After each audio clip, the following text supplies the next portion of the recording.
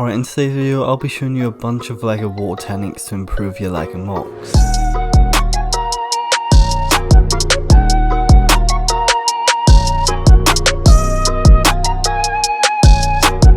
So first off, we have an absolute classic. It's just simply tiles with plates underneath. This one has been used time and time again. It is just such an effective way to build LEGO water. All you really have to do is kind of use the blue color plates and just go from dark to light. You can use a nice gradient, you can use wedges, you can do whatever you want really to try and add like depth into your mock. But yeah, if you just tile it off with transparent blue tiles, this will just look absolutely great. Now if you don't have any transparent blue pieces, then there's no need to worry, as you can use this sideways building technique, which I've used this technique quite a bit on both my sewer mock and also my swamp hut mock, and this is just an absolutely great effect for LEGO water. You can mix up the colours as well with the sort of shades of blue that you use, but yeah, by simply using plates you can have a really nice water effect, as you can see in this little diorama that I've built. Alright, if you want to add some shaping to your water, you can use this pretty complicated technique where you essentially just take clips and you add tiles in between and you get this really cool like flexible leather like material. You can really sort of mix up the shaping of your water if you want to make a wave, if you want to make it look realistic, and yeah, it's just a really nice technique just to have waves and stuff, and yeah, I absolutely love this technique. Now before I show you some of the most advanced and realistic LEGO water techniques out there, I want to let you all know that the whole reason we're making this video is to try and raise money and awareness for Team Water. The whole goal of this fundraiser is to raise $40 million for Team Water. The whole mission of this fundraiser is to provide 2 million people access to clean drinking water for decades. We often take clean water for granted, however 1 in 10 people don't have access to clean drinking water. And for every dollar raised, you'll be providing someone with a year's supply of clean drinking water. The way Team Water are doing this is by working with a non-profit water aid. And yeah, if you want to donate, the link is in the description. The whole goal is to try and raise $40 million to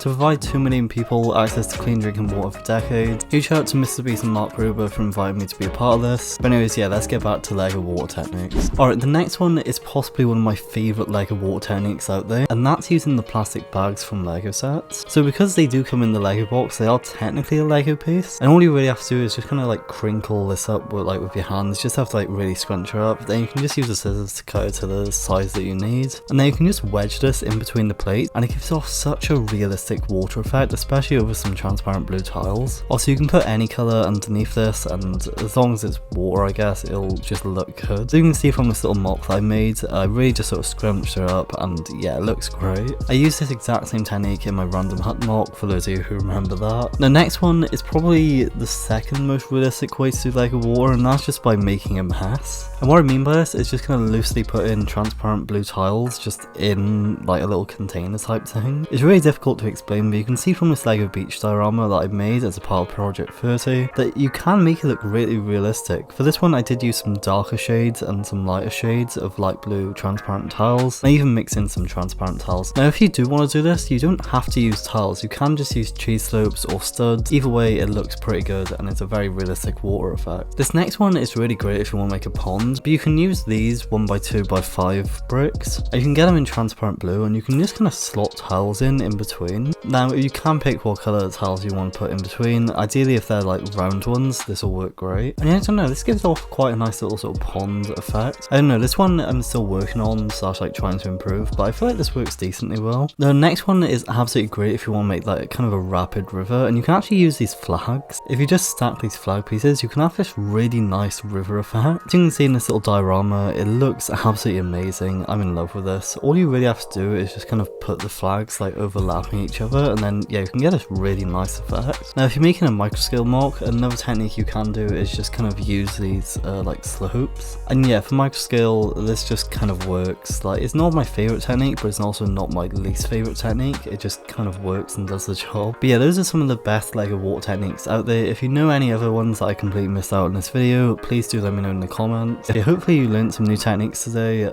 If you want to donate to Team Water, the link is in the description. But anyways, yeah, thanks so much for watching. I appreciate the likes, sub, all that stuff, and goodbye.